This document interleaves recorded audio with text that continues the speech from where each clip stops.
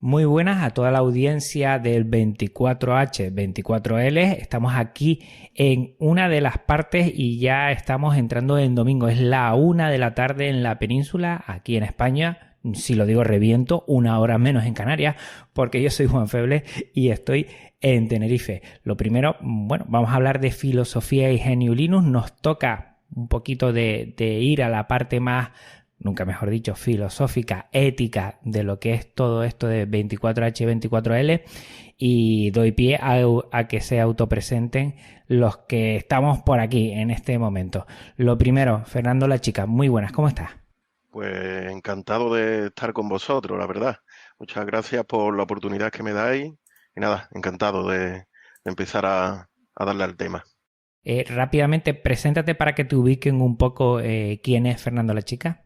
Bueno, Fernando La Chica es un padre de una preciosa niña de 3 años y un profesional del software. Soy desarrollador y consultor de sistemas de gestión empresariales. Y bueno, ese es mi marco. Muy bien, y tenemos también a David Montalbá. A ti ya te he conocido que has pasado por alguno de mis proyectos. Muy buenas, ¿cómo te encuentras, David? Hola, muy bien, aquí estamos, intentando evitar que nos confinen. Quién sabe, quién sabe. Estaremos así mucho tiempo. Bueno, Sí, yo como comentar un poquito, si quieren ahora, comentan, como siempre es la pregunta en la que iniciamos cada una de las secciones, cuándo conocieron GNU Linux y por qué lo utilizan. David, venga, empieza tú. pues realmente lo conocí en el instituto, cuando estaba estudiando electrónica y vamos, estamos hablando del 1998, 99, por ahí, que empecé a investigar un poquito, estaba trabajando también en una tienda de informática y, y nada, había oído hablar de Linux, realmente había oído hablar de que con Linux se podían piratear juegos. Eso es la primera noticia que tuve yo del mundo Linux. Y a partir de ahí empecé a investigar y, bueno, me instalé mi primera Debian en el AMD que tenía. Y a partir de ahí, antes del 2000, que estoy trasteando con Linux y nada, experimentando y aprovechando todas las bondades que tiene y aprendiendo, porque siempre estás aprendiendo en este mundillo. ¿Y por qué GNU Linux? Me gustó porque podía hacer todo lo que quisiera. Estaba acostumbrado, claro, hasta el momento solo había utilizado Windows 95, Windows 98, típicos pantallazos azules, lo único que podías hacer era instalarte cosas, o bien porque te las comprabas, o bien porque las pirateabas, o bien porque te las hacías tú, pero no te daba ninguna facilidad de tocar lo que era el sistema. Entonces empecé a ver que en Linux, cuando te instalabas, podías hacer lo que quisieras. Podías, incluso como se suele decir, pegarte un tiro en el pie. Y claro, a partir de ahí empecé a trastear, sobre todo el rollo de redes, de conectarme a otras máquinas y bueno, trastear que es lo único que me aportaba en ese momento y que no tenía en otros sistemas. ¿Fernando? Pues mi experiencia con Linux comenzó porque estaba muy insatisfecho con otro sistema operativo. Yo venía de Windows XP y tal como está comentando David, la experiencia con este software, que si pantallazos azules, que si pues los miles de problemas que suelen dar, los virus, el bajo rendimiento que tenía. Y resultó que conocí un software como es Ubuntu, me lo instalé y la verdad que pues a la hora de instalarlo le sacaba como más rendimiento al equipo. Entonces, pues eso me daba a mí mucha satisfacción, además de que podía instalar cualquier software, mucho software disponible y además que podía personalizarlo. A mí me pasó un poco como a ti, Fernando. Fue un problema con Windows XP, ya estaba cansado. Llegué a una ponencia, un taller de una universidad y vi ahí cantidad de ordenadores puestos. Me llamó mucho la atención y vi que no era Windows y yo empecé a... ¿Y esto qué es? ¿Qué no es? La verdad me llamó mucho la atención y sobre todo esa personalización, ese poder descargarte cosas y ponerla de manera muy sencilla con el tema de repositorios, que allá por 2007 yo creo que GNU Linux ha sido, vamos, abanderados, ¿no? De eso que después ya lo han cogido muchos sistemas operativos, pues eso me enganchó. Y poco a poco engancho con la temática, después me enteré de toda la filosofía que hay detrás de GNU Linux, la filosofía del software libre, vamos a hablarlo así.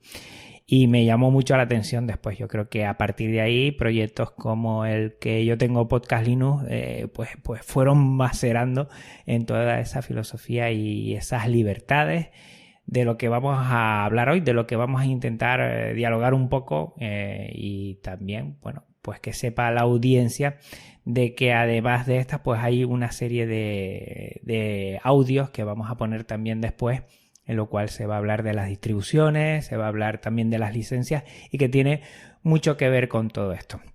Bueno, para empezar yo creo que hablar de filosofía GNU Linux o software libre y no hablar de las libertades yo creo que es imposible. O no hablar de la Free Software Foundation o no hablar de Sir Richard Stallman, ¿no? Yo creo que tendríamos que empezar por ahí, porque en 1985 Richard Stallman pues empezó a poner la base de lo que conocemos, de lo que es hoy, de lo que es GNU, lo que es el software libre, lo que es la Free Software Foundation.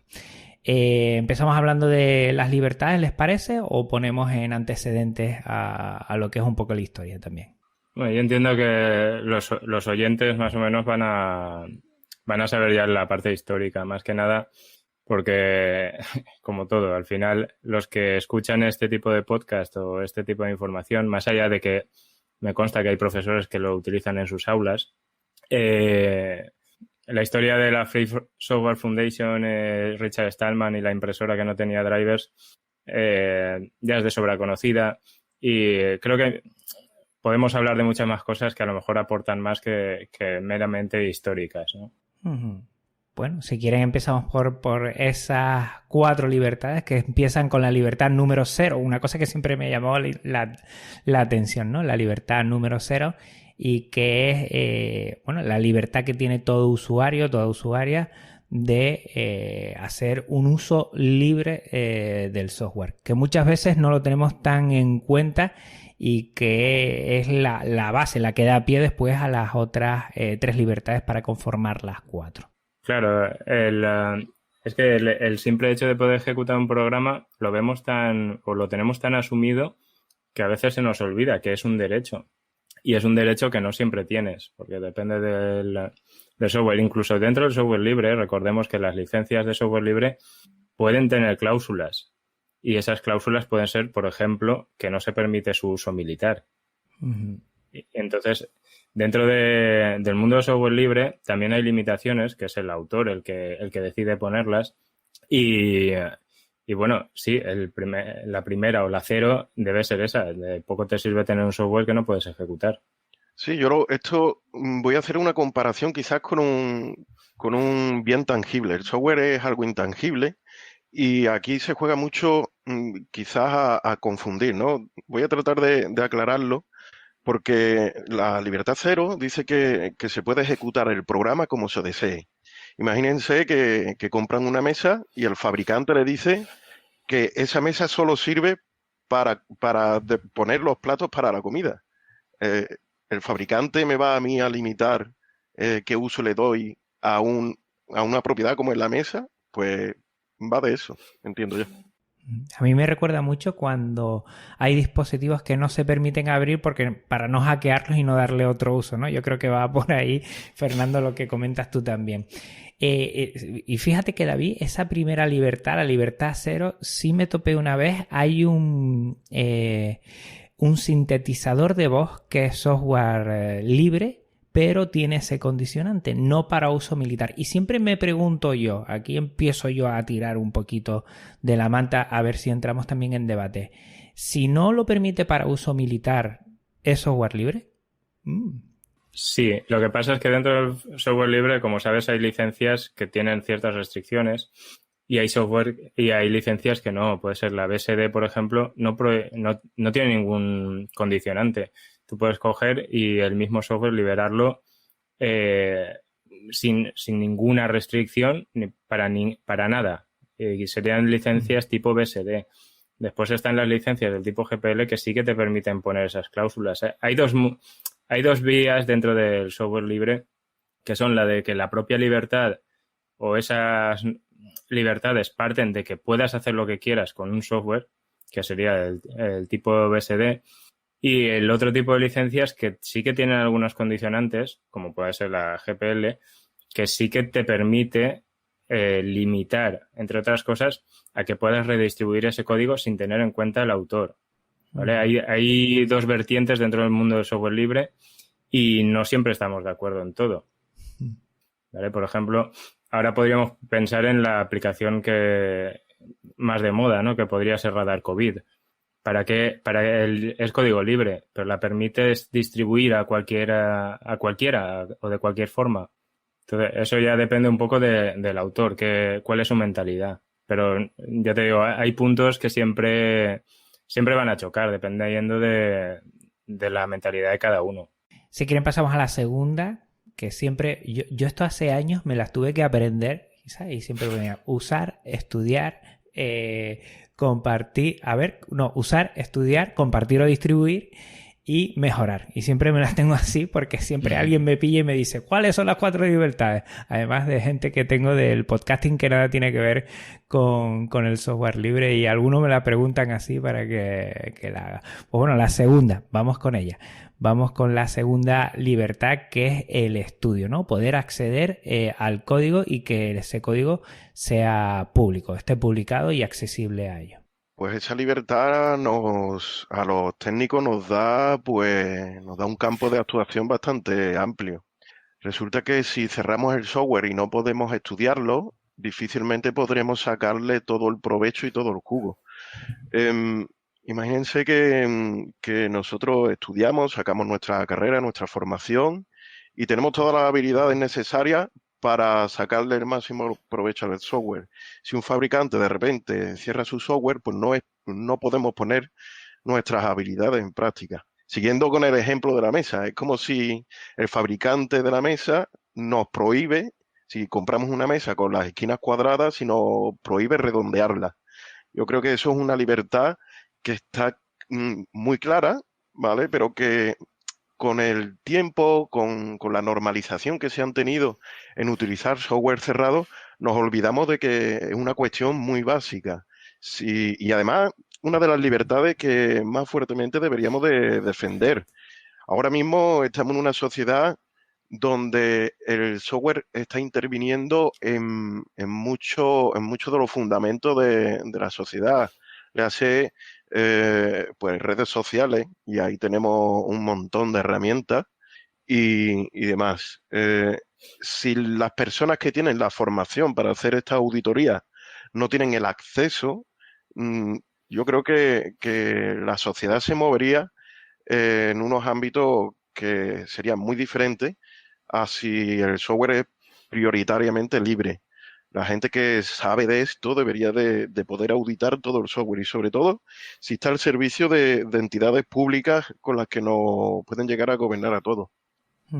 Yo, en este punto, además, matizaría el hecho de ninguna licencia está por encima de la ley, ¿vale? Lo digo más que nada porque hay veces que adquieres un producto y tiene unas licencias que el otro día lo hablaba con un compañero que me decía las licencias que tenía cierto software y ninguna licencia puede ir en contra de la ley. Y esta en el caso de permitir estudiar el software, cuando tú adquieres un software, una aplicación o lo que sea, por mucho que la licencia pone que no puedes utilizar ingeniería inversa, no puedes hacer no sé qué, no puedes hacer no sé cuántos.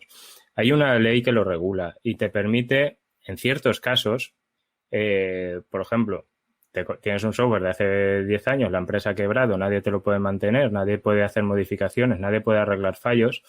Tú puedes hacer uso que quieras de ese software, tanto para arreglar los fallos que tenga, tanto para mejorarlo, como para interconectarlo con otras aplicaciones. Por mucho que la licencia de hace 10 años o de 2 años, da igual, te diga lo contrario. Y esto muchas veces la gente no lo sabe. Se lee la licencia, dice no lo puedo hacer, pues no lo hago. Y eso no siempre es así. De hecho, son licencias que si las denuncias a un tribunal tienes todas las de ganar porque incumplen la ley, ¿vale? Entonces, aparte de las 4 libertades, aparte está la ley, que muchas veces el software privativo se la salta porque te ponen unas licencias que son abusivas y pongo un ejemplo, el de las hipotecas, de la cláusula suelo. Todo el mundo lo firmaba y todo el mundo se pensaba que era legal hasta que llegó un juzgado y dijo que no.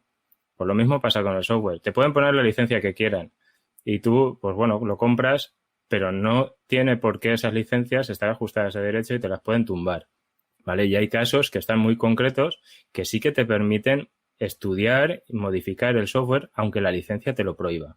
Era simplemente dar ese matiz porque veo que muchas veces hablas y con profesionales y con gente que trabaja en este mundillo y eso no lo sabe, ¿vale? Entonces, que conste en acta. Queda apuntado, ¿eh?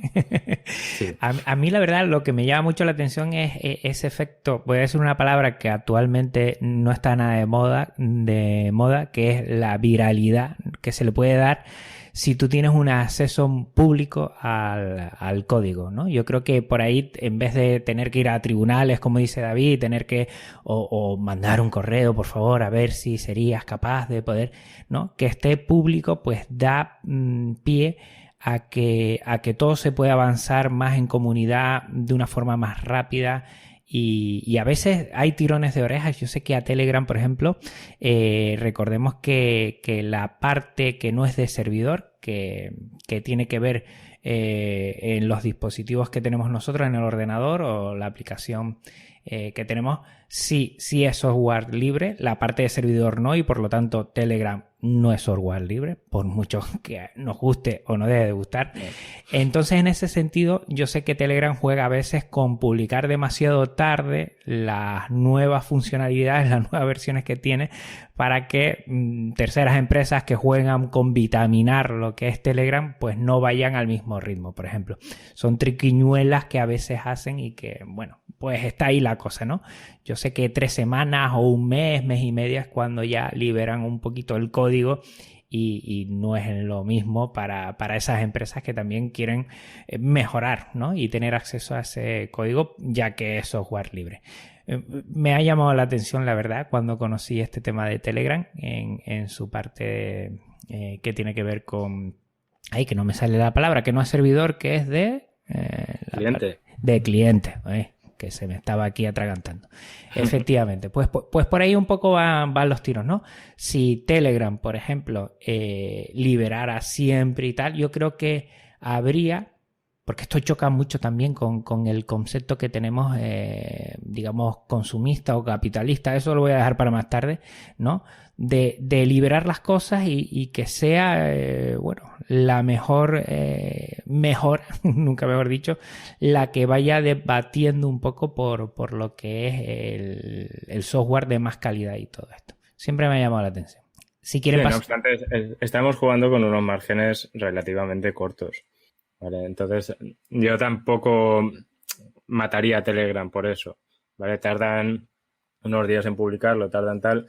Bueno, pero lo publican.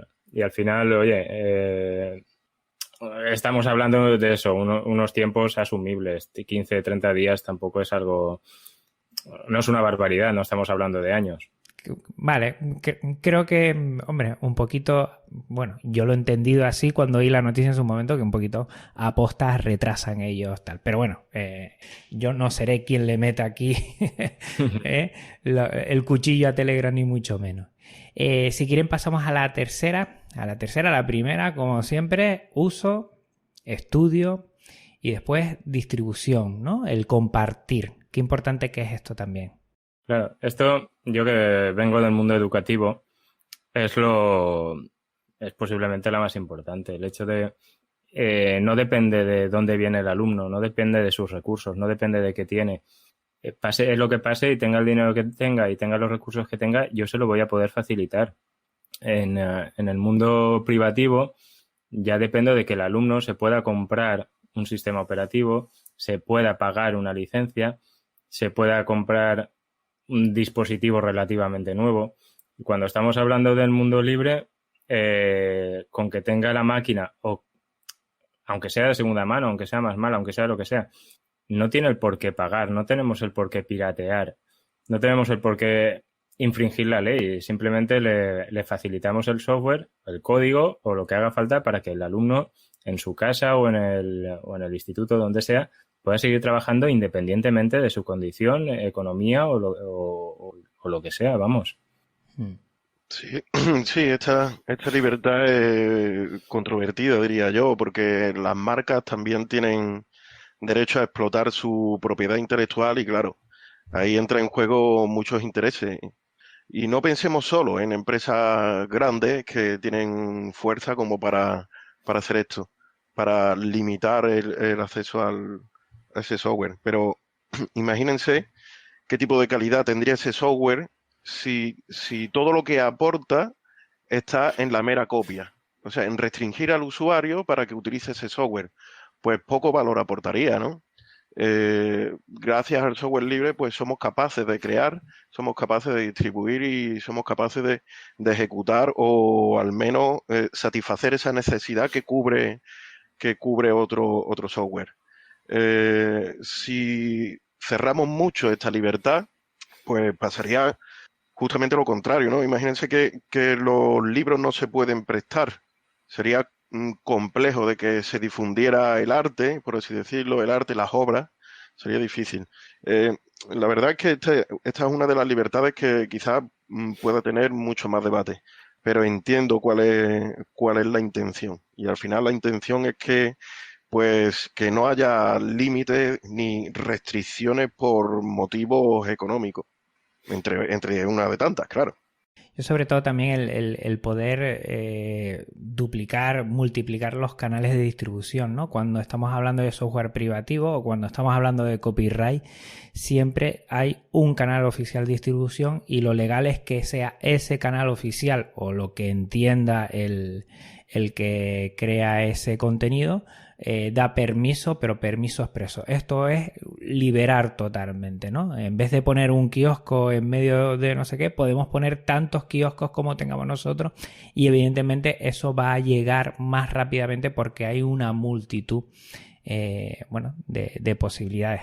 Yo hace poco, en estos días me he bajado un videojuego retro que tiene Creative Commons, no es igual que la filosofía de software libre, pero sí recoge mucho de lo que es su base y yo se lo puedo pasar a otra persona sin que tenga que ir a la página web que es la oficial, sino directamente. Y a veces es una cosa que lo damos por hecho, ¿no? Porque hemos sido siempre medio piratillas y toma para aquí, toma para allá, yo te hago la copia, yo te lo doy y no sé qué, pero si nos ceñimos a la ley, que yo creo que es necesario ceñirse a la ley, está claro que el software libre permite que los canales de distribución se multipliquen y una cosa que me encanta es que no se perderá nunca, no quedará por ahí algún programa que se pierda porque hay un canal de distribución que cierra y a partir de ahí pues nadie se puede hacer con él, ¿no? Y esto es muy muy interesante y muy importante, a veces no lo tenemos muy en cuenta.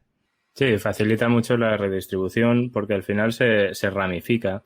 Y yo se lo paso a dos, esos dos a otros dos y va creciendo exponencialmente. Y al final llega muchísima más gente que si solo lo tienes, pues eso, colgado en una página web que te puede caducar el dominio o 1000 historias y entonces ya se pierde. Siempre hemos pasado, porque todos hemos hecho cosas de estas, como decía, siempre hemos sido un poco piratillas. Pues igual que cuando te da una dieta un amigo que ha ido a un nutricionista y te dice, toma, pero te lo da por lo bajini. Como queriendo decir, no lo vayas pasando por ahí.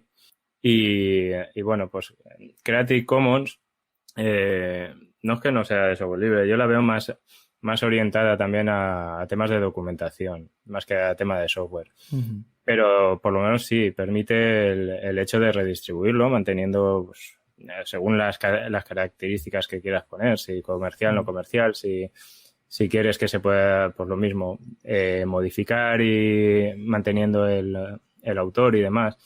Es muy parecido a las licencias de software como GPL. Lo que pasa es que puedes añadir también esos matices que tú quieras. Uh-huh. A mí me gusta mucho el ejemplo que ha dado David del nutricionista. Imagínense que ese nutricionista hace una dieta que es buena y resulta que ese nutricionista se está lucrando solamente restringiendo el acceso a esa dieta y no aporta ningún otro valor. oye, pues la nutrición también va de hábitos, ¿no? Si te vas a lucrar solo por haber construido una maravilla técnica, oye, pues no, yo creo que al final hay que poner límites también a ese enriquecimiento indefinido. Es que muchas veces vemos la libertad como la libertad de enriquecerse hasta el infinito, pero oye, es que hay otro tipo de libertades y no solo esa. Seguro que a todos los que nos oyen nos habrán dicho la primera vez, porque a mí me lo pusieron con ejemplo y me encantó, las recetas de cocina, ¿no? Que con el software libre, no sé si lo han oído ustedes seguramente, que es que sería impensable, ¿no? De que una receta de cocina de tu abuela de tal, solo la podría esa abuela pasar a una persona y no la podría compartir, ni se podría estudiar, ni se podría mejorar esa receta, ¿no? Todo esto que tenemos y que está claro, ni se podría usar esa receta, ¿no? Solo tienes que llamar a la abuela para poder hacer ese plato, ¿no? Pues eso que es impensable, ¿no? Con bueno, esto hay de la receta de paella que mejor si se pierden, ¿eh? Pero bueno, ahí nos metemos en un fregado. Tú que eres valenciano dirás eso, porque hay paellas y lo otro es arroz con cosas, ¿no? Eso dicen los valencianos. Hay dos cosas, la paella que se hace en mi casa y arroz con cosas, que es lo que se hace en el resto.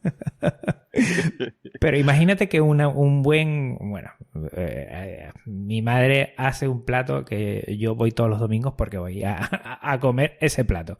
Y entonces, imagínate que yo no lo pueda mejorar o que yo no lo pueda hacer. Insisto, mi madre para que vaya a casa todos los domingos no me ha pasado la receta, fíjate tú, ¿eh? Que la tenga apuntada en una caja fuerte o algo, por si acaso. Sí. Bueno, si quieren pasamos a la cuarta y última, que es la de poder mejorar. Yo creo que eso es lo que le da ya la vidilla al software libre, que le da un plus también. Aquí, entre otras cosas, podríamos partir de cuáles son los principales partners o los principales colaboradores del núcleo de Linux, por ejemplo, para que veamos la importancia real que puede tener esto, el mejorar un kernel que es de Linux. Y los principales partners son Google, son Microsoft, son Apple, son HP, IBM, son grandes multinacionales que están dedicando recursos y dinero a mejorar algo que es un kernel, que no es ni de su sistema operativo en el caso de Microsoft. Están invirtiendo dinero y eso significa una cosa. Sin software libre no existiría ni Microsoft, ni Google, ni Apple, ni otras como puede ser Amazon, ni Facebook, no existirían, porque todo parte de esa base, de esos kernels que son los que al final manejan sus servidores. No nos equivoquemos. Si mejoran en eso, invierten dinero y recursos en algo que no es ni suyo, es porque lo usan y porque es imprescindible para ellos.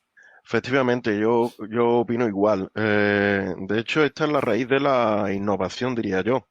Si de repente fabricamos algo y lo abrimos, es susceptible de que cualquier persona pues lo pueda modificar y mejorar. Creo que en la colaboración nace la innovación también. Nadie tiene, por así decirlo, la exclusividad o no debería de tener la exclusividad de mejorar algo. Porque yo creo que un conjunto de mente bien organizado, que se rija por método de meritocracia y demás valores, pues pueden colaborar mucho más que una competición desmedida. Y ahí la capacidad que nos da el software libre de poder mejorar algo que ya se nos da, pues es bastante interesante. Siguiendo con el ejemplo de la mesa, oye, si yo he visto una mesa, ¿por qué no voy a poder mejorarla? ¿Por qué no voy a poder poner quizá unos ribetes y vestirla de otra manera? Pues yo creo que esta es una de las libertades que entroncan con la raíz de la innovación. Si de repente fabricamos algo, pues que se pueda modificar, mejorar, incluso adaptar a las necesidades nuevas. Estamos en un mercado que continuamente está cambiando. Oye, ¿por qué siempre tiene que ser los software de la misma manera? Entiendo yo que esta es una de las raíces por las que empresas que viven de la innovación se hayan dado cuenta de que deben de colaborar para seguir siendo innovadores. Es que, más que colaborar, es como invertir, porque es lo que te digo, ¿en qué te crees que funcionan los servidores de Amazon? ¿En qué te crees que funcionan los servidores de Windows? Azure, ¿en qué te crees que funcionan los servidores de Google? no funcionan con otra cosa que no sea el kernel de Linux. Después habrá por encima lo que sea. Es que es más, si no fuera por el kernel de Linux, si no fuera por el software libre, no existiría Android. No tendríamos móviles con Android. Recordemos que gran parte de Android es software libre, ¿vale? ¿Qué sería de Google sin el software libre? En los servidores de Microsoft lo mismo. Gran parte de los servidores web, ¿qué harían sin Apache? Porque tienen el IIS, sí, vale. ¿Quién lo usa? Pues 4 que lo usarán por ahí. Pero al final los principales servidores del mundo están basados en software libre, ¿vale? Y las principales plataformas educativas, por poner un ejemplo que toco, están basadas en Moodle, ¿vale? Habrán forks, habrán lo que sea, pero estamos hablando de software libre siempre, ¿vale? Los móviles de Google, de Apple, tienen base de software libre. Sí, es que cuando la gente critica el software libre, que no es de calidad, que no es de no sé qué, que vamos, las típicas historias que cuenta la gente, no se dan cuenta que si no fuera por eso, mucha gente no tendría móvil, o no tendrían el móvil que tienen, no tendrían las funcionalidades que tienen, pero tampoco tendrían los servicios web que tienen, que ahora mismo todo el mundo ha tirado de videoconferencias, todo el mundo ha usado Webex, ha usado Jitsi, ha usado Zoom. ¿Qué tienen sus servidores? Pues posiblemente tengan un kernel Linux, ¿vale? Entonces, eso la gente lo tiene que entender. Cada vez se va entendiendo un poquito más, creo yo. Pero incluso Microsoft últimamente está dando pasos ahí que la gente pues también se monta sus historias de que Microsoft se va a unir con Linux y tal, que yo no creo. Pero, bueno, se están dando pasos grandes y cada vez se va entendiendo un poco mejor el tema de software libre.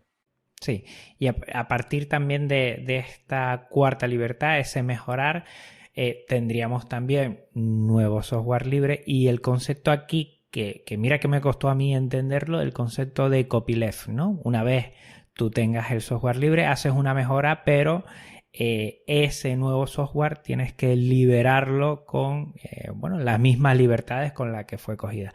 Aquí, a ver si alguno de los dos, Fernando o David, me asalta esta duda que nunca he sabido solucionar, y es que con Android creo que pasa, ¿no? Está el Android AOSP, que creo que es el libre, pero que ese no es el Android que termina en todos los móviles con Android. De ahí salta y sí tiene una licencia que sí permite, saltarse ese copyleft, ¿no? Y hacerla una parte privativa. Pero siempre Google tiene que hacer la parte libre porque creo que trabaja con programas y con software que son de software libre, ¿no? No sé si tú lo conoces, David, que acabas de decir que sí. El núcleo de Android es un Linux, ¿vale? Al final tú coges una parte de Linux, la compilas en AMR, que son los procesadores, y en eso ya haces tu frontend. Es como si te coges en las diferencias, por ponerlo fácil de entender, ¿vale? Ubuntu se basa en Debian, ¿vale? Coge el núcleo de Debian, coge el sistema operativo de Debian y le pone las capas que quiere y lo convierte en Ubuntu. Más o menos esto es lo mismo. Es como si Google coge una Debian y le pone de encima su capa de Google, ¿vale? Entonces, el sistema que es Debian lo tiene que compartir. Lo tiene que liberar con el código. Si Debian es GPL, pues lo tiene que liberar en GPL. No así lo que él le pone por encima, que estaría en sus aplicaciones, su capa de presentación y todo eso. Uh-huh. Entonces, supongo que con esto se entiende, ¿no? Uh-huh. Es coger es el ejemplo de Debian, Ubuntu. Tienes Debian, es completamente libre.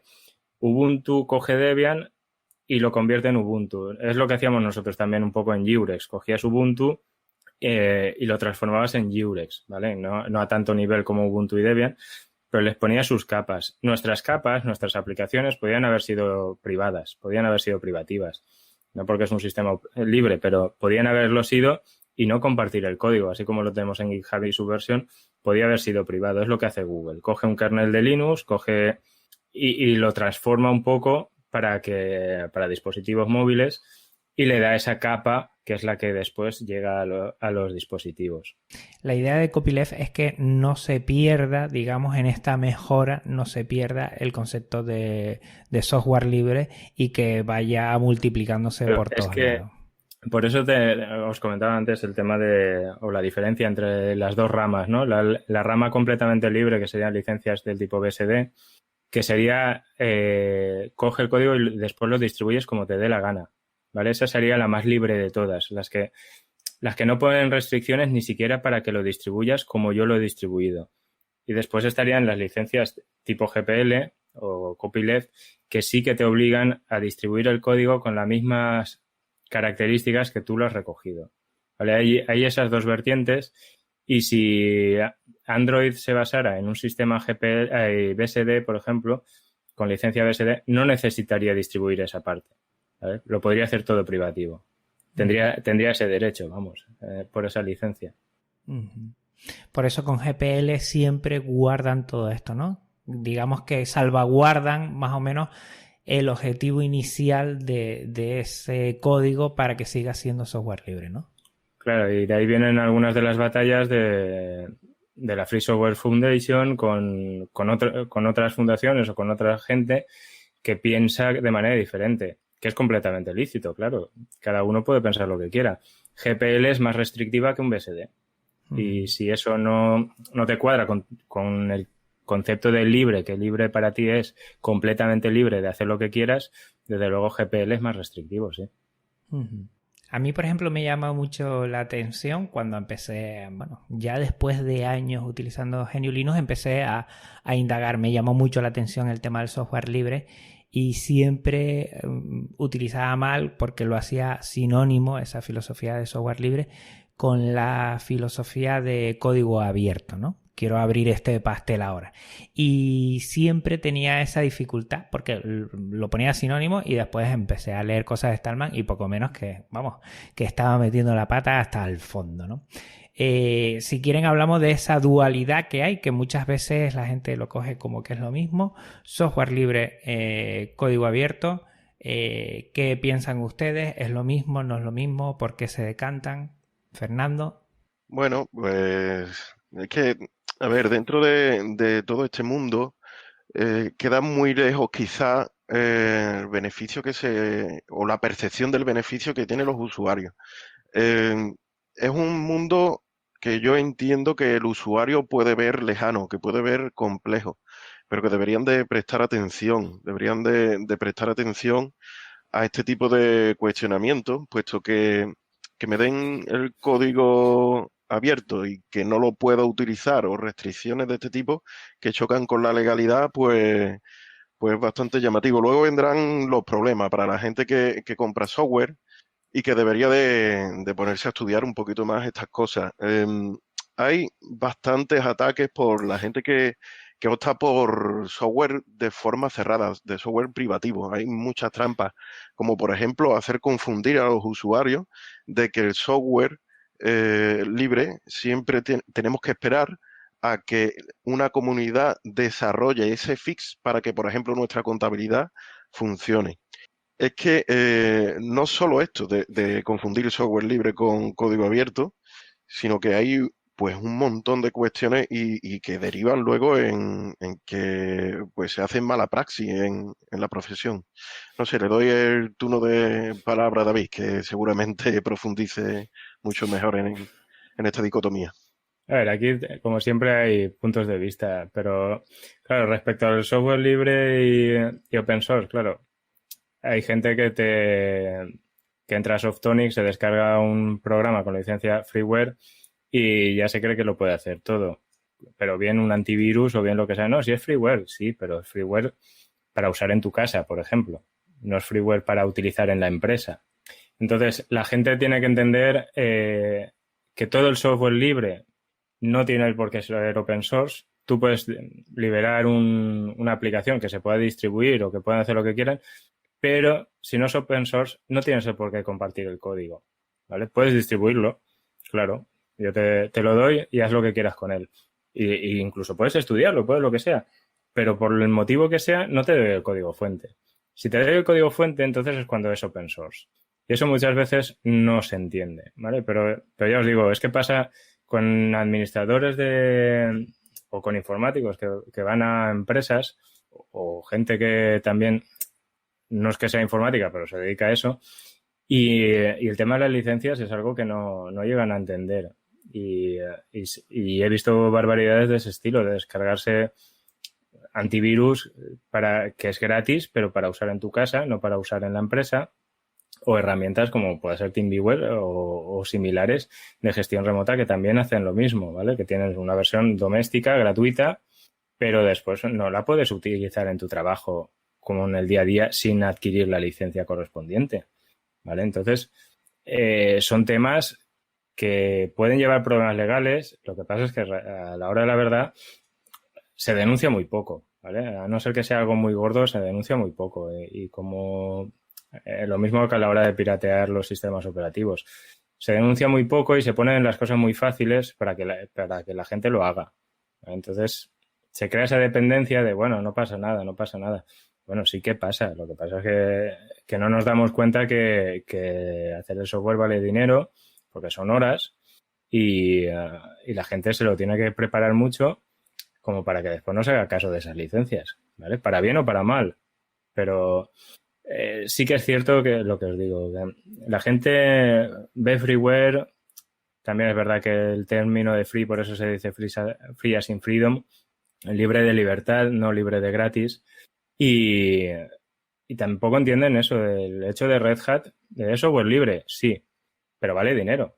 Vale dinero no acceder a su código, vale dinero no que lo uses, vale dinero su soporte, sus licencias, y es una manera de vivir. Y Red Hat es una empresa muy grande y gana mucho dinero a base de dar servicios, lo que decía Fernando antes. Tú el software te lo descargas y tal, pero después lo quieres adaptar a ti, lo quieres tal. El dinero que no has invertido en la licencia o en comprarlo, inviértelo.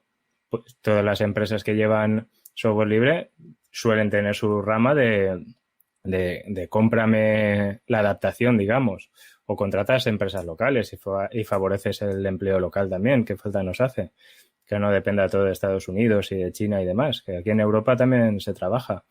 Vale, entonces, los temas esos van a estar siempre sobre la mesa porque hay muy poca información al respecto, bueno, o poco conocimiento de las diferencias entre freeware, shareware, middleware y todo lo que acabe en ware no lo acaban de tener claro. Entonces, si nos metemos ya en temas de código fuente y demás, aún es peor. Sí, sí. Otra cosa, software libre y vender software. Vamos a hablar ahí, o vender servicios. Una de las principales dificultades que has tenido el software libre es que siempre se ha tenido, como dice David Montalbán, siempre se ha tenido como software gratuito, y ahí es un gran hándicap porque digamos que no mueve la parte económica que es tan importante para todos los servicios, para todos los modelos que hay en ese sentido. ¿Qué les parece a ustedes este tema? Pues que quizá, bueno, la confusión es más anglosajona que hispanohablante, ¿no?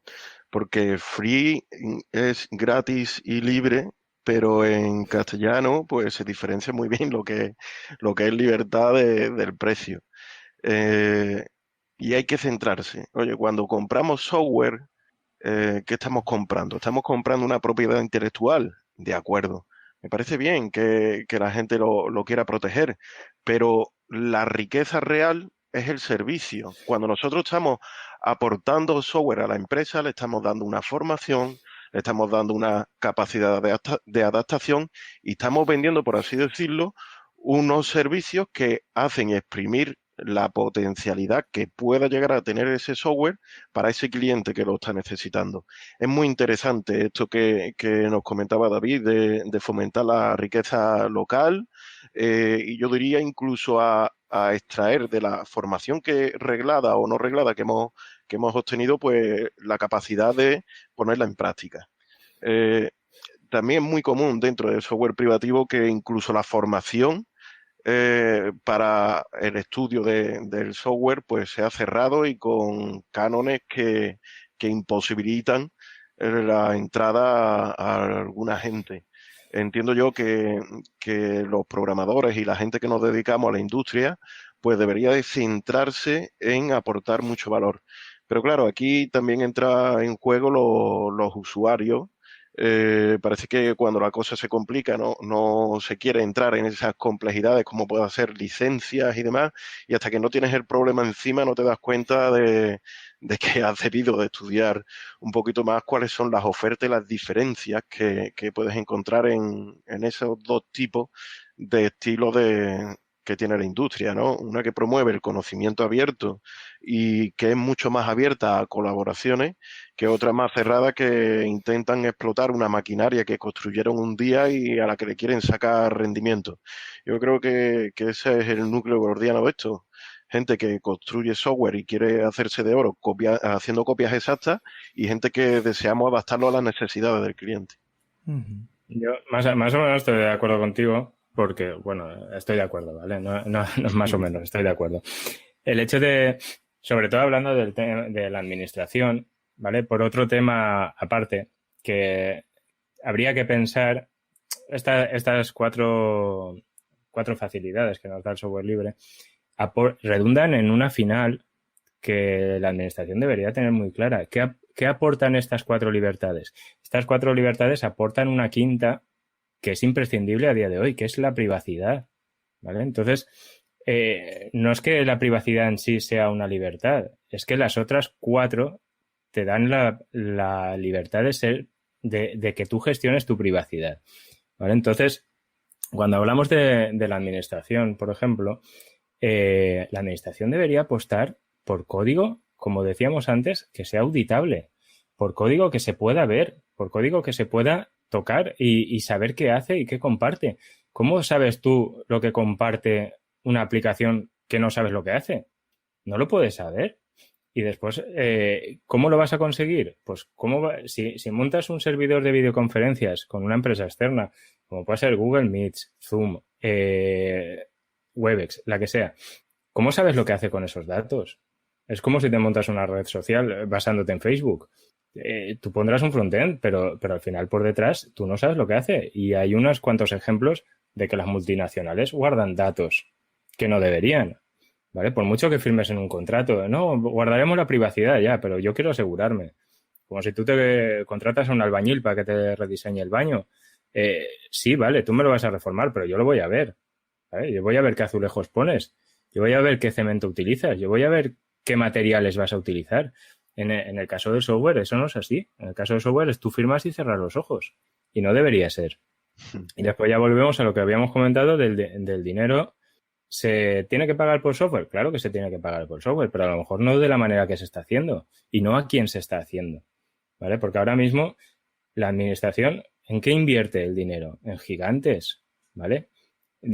Si fuera por mí, yo sacaría una ley de todo lo que se contrate tiene que quedar dentro de por decir algo, de la Unión Europea, mientras te puedan dar el servicio, obviamente. Pero el dinero público para código público y trabajadores de aquí.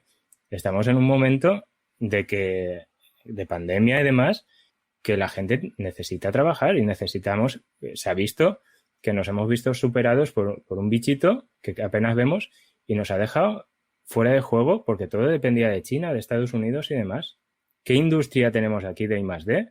Si la administración no invierte en empresas de aquí para que les arregle, contratan el servicio de MySQL, contrata Postgres, contrata un Apache, pero después coge a empresas de aquí que te lo afinen, que te hagan el tuning, que te lo dejen bien o que te adapten, te lo traduzcan o 1000 cosas.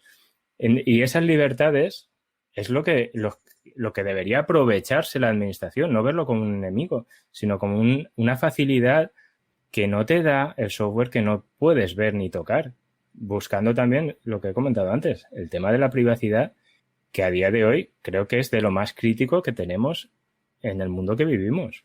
Hace tiempo escuché y hablando en un diálogo con algunos amantes de software libre, hablaba un poco de eso, ¿no? De que el software libre te permite que ese servicio, esa aplicación no es tuya, pero no es mía, pero es de todos, pero no es de ninguno a la vez, ¿no? O sea, esa posibilidad de que eso nunca va a morir, siempre va a estar ahí, siempre se puede mejorar y es una pena lo que dices, David, que al final las instituciones no aprovechen ese filo. Yo siempre, no sé por qué, pero siempre me ha gustado la Comunidad Económica Europea, que a veces tiene ciertos detalles en que el tema de privacidad, como muy bien has hablado, pues le da mucha caña, ¿no? Y yo espero que algún día la Comunidad Europea pues pegue y diga, oye, pues si podemos utilizar software libre, oye, utilizamos software libre porque está aquí, se puede auditar, podemos mejorarlo entre unos y otros. Y yo creo que esos son todo, vamos, ventajas que es impensable que le demos nuestras cosas a una sola entidad privada en la cual no tenemos ningún acceso, no tenemos ninguna garantía, no tenemos nada. Y no lo sigo entendiendo. Y yo creo que podríamos ir por ahí y que lo que se pague sea el servicio, sea la autoría de ese desarrollador o desarrolladora, y no a unas empresas donde, claro, se empieza a inflar y yo igual no puedo pagar 300 euros por un editor de vídeo, pero sí puedo pagar 30 y le está llegando el doble o el triple a quien lo ha creado y a la gestión de todo el desarrollo y al equipo. Por ejemplo, por poner un ejemplo rápido y que igual no se atiene mucho a lo que es la realidad, pero bueno, para que se hagan una idea. Me gustaría que antes o después sí buscáramos ese perfil. Y evidentemente software libre, en alguna manera u otra hay que pagarlo, porque mucha gente también está, me bajo la distribución, me pongo toda la paquetería y estoy ahí, y como alguna me cobre algo alguna vez, madre mía, que me van a cobrar software libre, Dios mío, pero ¿cómo se van a creer esto que me va...? Tenemos que equilibrar la balanza porque si no el software libre no tiene sentido, no tiene futuro, ¿no? Si no se surte económicamente, que también lo tiene que hacer. Eso que has dicho de me van a cobrar por software libre y tal, me recuerda cuando hace años, antes de que WhatsApp lo comprara Facebook, recordáis que lo pusieron a €1 al año o algo así. Y mucha gente se indignó. Dijo, yo no voy a pagar €1 para utilizar WhatsApp. Y aunque no sea software libre. Y digo, bueno, estás en tu libertad, obviamente, pero tú piensas el servicio que te da WhatsApp de comunicación, los SMS que te ahorras y demás. Oye, pues la gente cabezona que no quería pagar €1. Y al final se mantuvo gratis y después ya lo compró tal. Pero si en un servicio como WhatsApp, que es el servicio de mensajería más utilizado a día de hoy, la gente se negaba a pagar €1 porque lo había tenido gratis, ¿vale? Pero hay que diferenciar entre el usuario doméstico que utiliza una aplicación de software libre, pues como puede ser una Ubuntu, o puede ser LibreOffice, o puede ser GIMP, o puede ser lo que sea. Es muy difícil que esa gente pague, ¿vale? Te done algo, done al proyecto. Pero no es tanto faena del usuario a lo mejor, sino de... Pues vuelvo a la administración. ¿Cuánto dinero se ahorra la administración si utiliza LibreOffice? ¿Cuánto dinero se ahorra si utiliza Apache o MySQL? Ese dinero lo puedes reportar en el proyecto, incluso los cambios que realice, porque al final tú te compras un Apache para el gobierno, para una comunidad autónoma, tú vas a tener 20 Apaches, 40 Apaches, los que sean. Vas a contratar a una empresa que te haga el mantenimiento, te haga el tuning o lo que sea, empresas locales, ¿vale? Posiblemente hagas alguna adaptación, alguna modificación, descubras algún fallo, descubras que cambiando X parámetro ese Apache funciona mejor. Lo que tienes que hacer es reportarlo, colaborar con el proyecto. No todo es dinero en el software libre, no todo es te pago 100 euros porque quiero, ¿no? Es también he detectado un bug, he detectado que esto no funciona bien, o en mis ratos libres he hecho un plugin para GIMP que oye, te pone una espada láser en la mano derecha. Pues compártelo en la comunidad de GIMP, ¿vale?